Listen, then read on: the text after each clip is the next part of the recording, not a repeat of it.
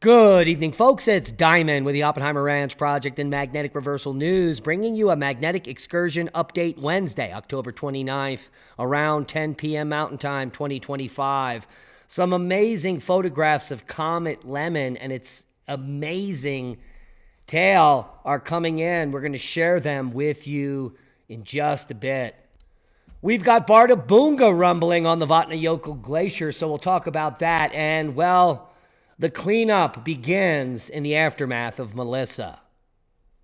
Buckle up. We got a lot to talk about. And keep calm. It's boom time. Hurricane Melissa kills over 30 in the Caribbean as it heads towards the Bahamas.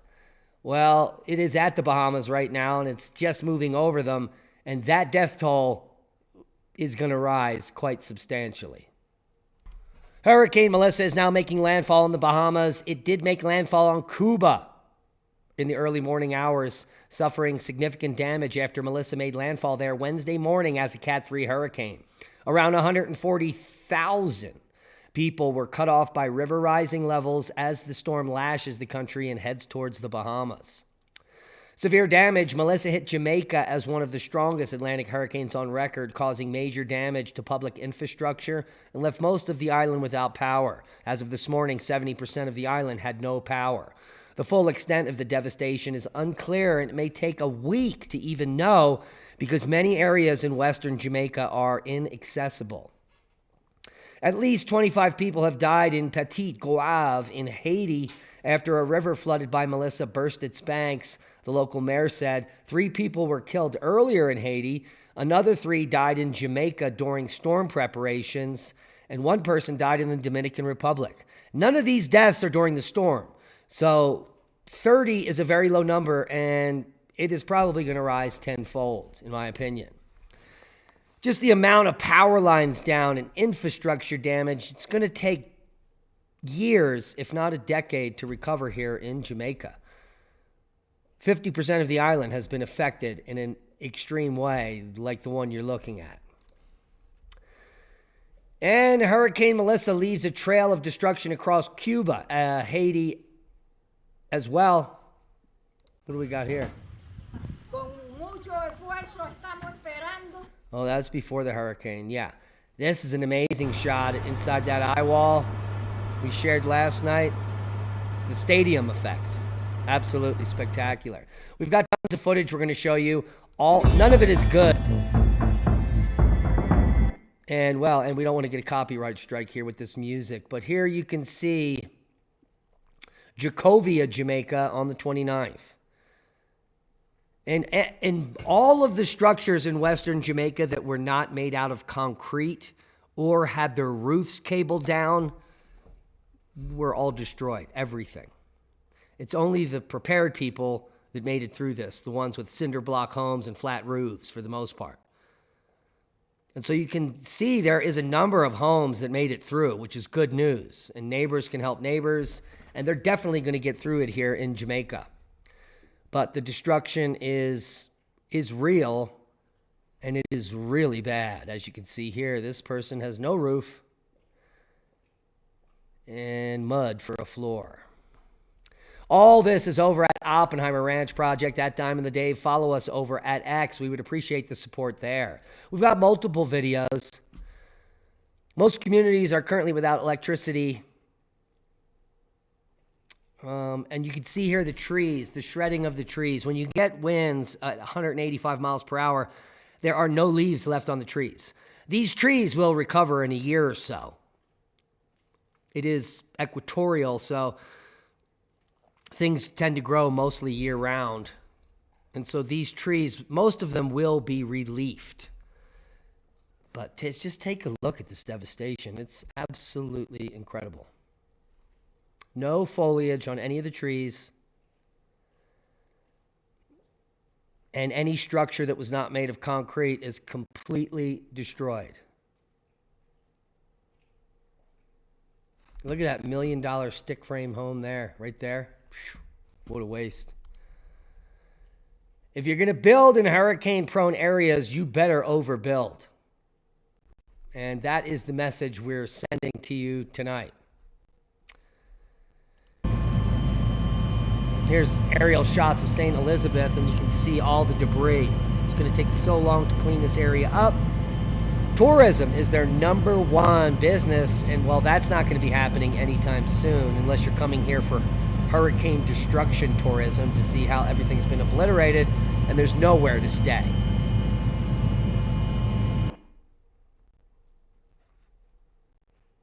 This is more footage from St. Elizabeth, where all the trees have been stripped by vegetation,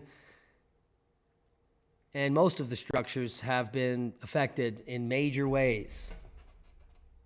So this is a huge cleanup here, and that death toll, well, that death toll is going to rise. So thoughts, hearts, and prayers go out to all those affected by Melissa, but Melissa is not over. By 2 a.m. Friday morning, we'll be affecting the western shores of Bermuda in a big way. So cross your fingers. It will still be a hurricane at that point. It may intensify as it makes its way over the Bahamas tonight.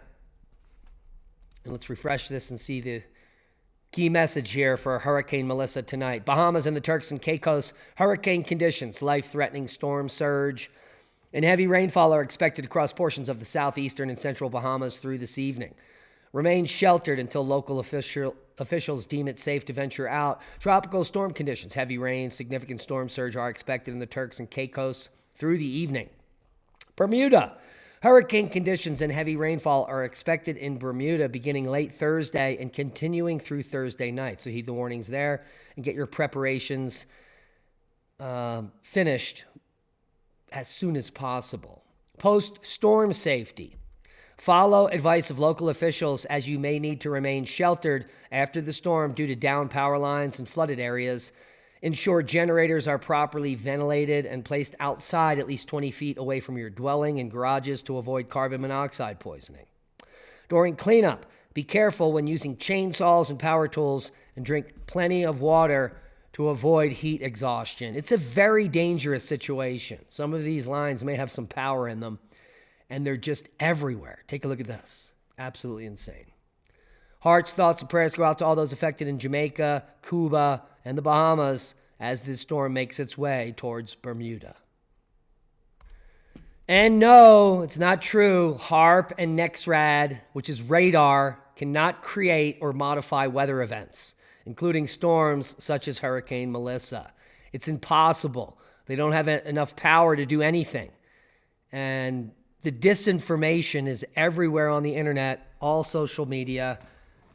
There are millions of people that are believing this garbage. Now, hurricanes are powerful and destructive force of nature. And as of right now, there is no technology humans have which can create, strengthen, destroy, modify, or steer a hurricane, or we would use it to save lives and to save billions of dollars in destruction. Yeah, it's just not happening. During Hurricane Melissa, well, this is the biggest disinformation campaign of any storm I've ever seen. And it's only going to increase as we move forward with AI videos and dumb people believing the garbage. That's it. Now, talking about dumb people, for the second time in a week, stranded out-of-state drivers are rescued from a Colorado 13er pass in like some crappy rental car. The stupidity, it's endless. And this is Hinsdale County, right near here, just a few miles away. A father and son from Florida, another Florida duo who were, this is the one that was last week. The father and son duo from Florida was trying to do Engineer Pass last week, were rescued by search and rescue and probably owe $50,000.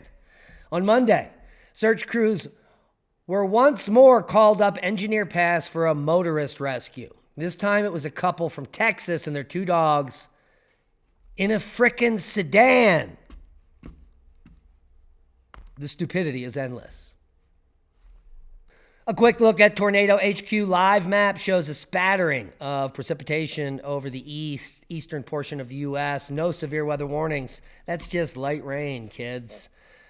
And here's the full forecast. Widespread rain and thunderstorms across the east, which we just showed you. We'll show you again, and we'll show you another time when we show you the models on the other side of this map. We've got frost and freeze warnings running from Nebraska south to central Texas. So heed those warnings. And it's cold here. You can see what I'm wearing. A storm system will bring widespread rain and thunderstorms over the Tennessee and Ohio valleys northward to the northeast by Friday morning. A few strong to locally severe storms could occur late tonight and early Thursday across eastern North Carolina and southern Virginia. Moderate to major coastal flooding is forecast along the East Coast for the second half of the week, thanks to Melissa. There you have it. And now let's take a look at the GFS model. All right, here we are over at the GFS model. And, well, you can see Melissa here just making its way out off of the Bahamas. In the next 3 hours, it should push completely out. 6 hours from now, there's nothing. And the sun will be out in the morning in the Bahamas as it races towards Bermuda. And it's going to affect this eastern storm that is moving into the northeast Thursday and into Friday, and it will funnel moisture into the system. So we could be seeing some quite epic things through Boston here Thursday and into Friday. And by Saturday, this storm is out of there. We've got atmospheric river after atmospheric river after that coming into the Pacific Northwest, and even a major nor'easter developing here in the second week of November, bombing out as it moves up with heavy rain, flooding rain, and snow on the backside with an Alberta clipper there, one after another. It's looking like a heavy snow season for the north and certainly for Canada moving through mid-November. Canada is going to be bringing some record snow here, showing 13 feet for British Columbia there alone. Heavy snow in the east as well, and snow all over Canada through this model. We've got some moderate snow down here for the U.S., some of the ski resorts in the northern Rockies, a little bit of snow for the Sierras, a little bit of snow for the Northeast, but nothing significant for the next 15 days. Just minor activity. Al Gore would be pleased, but not with these totals in BC. If these are real, this is really insane. Shut up, Al! Get in your hole! He says he has a little cabin in BC and it doesn't snow there. Seismic update. A major rumbler off the coast of Oregon, 5.4 today. Pretty normal activity. Kamchatka rocking with 5.1. We've got Iceland bumping with a 5.4 on the Vatnajökull Glacier. And that is none other than Bardabunga as the activity heats up. Let's refresh this and see if it's ongoing. That's from earlier this morning. Pretty moderate activity up there. Ongoing activity at Bardabunga with a major 5.4 earthquake today. Hey. As we wait for the peninsula to erupt anytime now. A lot of stuff going on in Iceland. So here is the latest from Iceland geology. Magnitude 5.4 earthquake in Bardabunga. A strong earthquake took place at Bardabunga. This earthquake has a magnitude of 5.4. It was not felt according to news. This earthquake is a result of inflation that is happening in Bardabunga and has been since the eruption ended in 2015, meaning another eruption is imminent. There were some aftershock activity, but it's been minimal. Currently, there are no signs of an eruption is about to start at Bardabunga. Just more magma moving into the magma chamber. And there is where Bardabunga is. Last eruption, 2014 to 2015. Space weather news. We could be going back into geomagnetic storm care of a coronal hole, 91 and now 93. They're going to be coupling up. And, well, no flaring, low down into the B range. But we are kicking up to G1 geomagnetic storm right now. And that's because of those coronal holes. Let me shrink myself down to size so you can see what we're talking about. Yeah, a bump up in plasma speed over the last 6 hours has brought us above 500 kilometers per second. If the BZ shifts south like it did here, we're going to go into G1, G2 geomagnetic storm in a big way overnight. So stay tuned for more boom. Watch over at Solarham at the KP index, and you can see it's now stacking up. And, well, we could see some aurora in Canada tonight. But if it bumps up, that could move all the way down into the U.S. Good news there for aurora watchers. Now, more celestial fireworks. Let's talk about Comet Lemmon putting on a spectacular show for astrophotographers. Here is the trifecta of photography. In fact, this one is near us in Colorado in Salida. But clearly, this comet is electrical in nature just based on the length of the tail and the colors of the glow. This is an electric comet. Comet Lemmon is an electrical comet that is discharging as it moves through a negatively charged environment that it's not used to. And while some of the photography is absolutely spectacular, you can see the you can see it all, and none of it is sublimating ice. And even here, this is a crazy time lapse showing you chunks of the tail being ejected into space. Well, I actually think they may be other little small bodies behind it that it's electrifying, in my opinion. You can see the multifaceted Birkeland current here. This is extending tens of thousands of miles behind this comet. This is not close, and the pictures are insane. Absolutely beautiful. Leave a comment below. And it's not over. We've got a parade of comets through 2026 that will be visible with just binoculars. And some of them may light up as visible eye comets. We haven't seen an electric comet outburst enough to freak people out yet, but it will happen, and it will happen soon. And I'm praying. So we've got Comet Swan that's going to last till September 12th. We've got Atlas. We've got Lemmon. Then we've got Christensen. Then we've got 2025 N1 Atlas. Then we've got 2025 E1 Wirschos. That's going to be a long duration viewable all the way to March of 2026. A short duration viewing time for 24P Shamase. That's a 2026 comet. Then we also have another 2026 comet, R3 Pan Stars, that's going to be visible for binocs, as well as 10P Temple 2, all the way to the end of 2026. Go get them. Links will be below. You won't see Interstellar Comet 3I Atlas zoom closest to the sun on October 30th, which is tomorrow, but spacecraft will. And there will be millions of people on the internet claiming they have pictures of it, sharing fake pictures of amoebas under a microscope and other garbage, and none of it's real. Stick with the real sources of science. Perihelion of this interstellar object takes place on October 30th when it should, in theory, be at its most active. We don't know. Many of the instruments that are poised at it, looking at it, just don't have any resolution and are showing us 6 to 12 pixel pictures of nothing. Well, it's true. The Interstellar Comet 3I Atlas is just a day away from perihelion, which is the closest point to the sun, and the time around which is expected to be most active. Excuse me. Although 3I Atlas is currently hidden from our view, flying behind the sun, spacecraft elsewhere in the solar system still have the comet in their sights. Perihelion is October 30th. We know that. What's looking at it? All right. Anyway, yeah, we're going to have to wait a few days. Maybe tomorrow we'll get some images, but most of the stuff on the internet is fake and gay. Period. The first ever mummified and hooved dinosaur has been discovered in the Wyoming Badlands.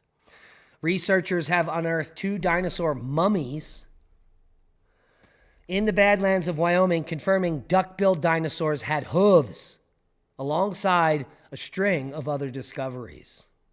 What a breakthrough. They had hooves and duckbills. Absolutely bizarre. This mummified duck-billed dinosaur fossil of a juvenile Edmontosaurus annectens, named Ed Jr., photography courtesy of Tyler Kugler in the Fossil Lab. 2 extremely rare dinosaur mummies found in the Badlands of Wyoming are the first examples of hooved reptiles, according to a new study. Researchers discovered the pair of 66 million-year-old duck-billed dinosaurs Edmontosaurus annectens skeletons complete with skin, spikes, and hooves, as if the creatures had been naturally mummified. The fossils aren't true mummies, as their original tissue has been replaced with rock, but they give scientists an unprecedented look at duck-billed dinosaurs because they are Conservatlagerstaat, which means perfect preservation. And it's the first time ever we saw hooves on a dinosaur. So maybe your horse is related. All the links will be below. And here is the paper. Let's do the big reveal. Duck-billed dinosaurs' fleshy midline and hooves reveal terrestrial clay template mummification. Say that 5 times fast. And here is an artist's depiction of the hooved, duck-billed, spiky behemoth. Meh. Why is New Delhi making it rain artificially? Well, they're trying to, and it's not working. It's the only weather modification we have on Earth, actually. It's called cloud seeding. It's been around for almost 100 years now. And Delhi is using it in a bid to dispel pollution because this place is an absolute shithole. There, I said it. Look at the air. Absolutely insane. It's that time of year again in the capital of the world's most populous nation when 40 million people cough and sputter through toxic pollution for weeks on end. Why? Move. Go to Jamaica. The air's better there, even though there's no buildings. These days, it's like clockwork. And the onset of every winter, a gray haze hovers over New Delhi and its nearby satellite towns. This is a toxic mix of exhaust, smoke, dust, poison, and it blurs skylines and even stings the lungs. And it's absolutely disgusting. And look at this picture. Even toxic foam on their rivers, they have to spray chemicals on. A worker sprays a solution intended to clear toxic foam floating on the Yamuna River ahead of a religious festival where people probably drink the water. It's absolutely insane, the level of idiocy in this country, the amount of pollution. And they don't care. They don't care about their people. They care about cows and they let them walk around. Very strange culture. Could you imagine taking a walk in this? It makes LA look like paradise. Well, what they tried to do is create rain. Because if you create rain, you can push all of this pollution down to the surface and kill the people faster by putting it in the water supply. The skies will be clear, but the people dipping water out of the gutter and drinking it and selling it to the tourists, yeah. Well, it doesn't matter because it's not working anyway. You need to have weather moving over a system with clouds in it to seed a cloud to make it rain. You can't seed a pollution plume. What you can do is get the fastest high-speed internet for you and your family at the lowest price ever in history. I paid over $600 for my setup, $120 a month, and now Starlink is just $49 a month and no upfront hardware costs. It's free with free professional setup in some areas. Just put in your service address, see if you qualify, support the channel, support your preparedness by getting Starlink. If you have backup generators, if the shit hits the fan and the world goes off, the power goes down, just turn your generator on and Starlink will continue to work. I believe it's going to be the key to surviving Armageddon. And that's a boom. Hit the thumbs up, subscribe to the video, and be safe. We love each and every one of you. Prayers go out to Jamaica, Cuba, and all those affected by Hurricane Melissa. The most important thing you can do for us tonight is subscribe to the channel. Do it now. Do a dab. Be safe. Near.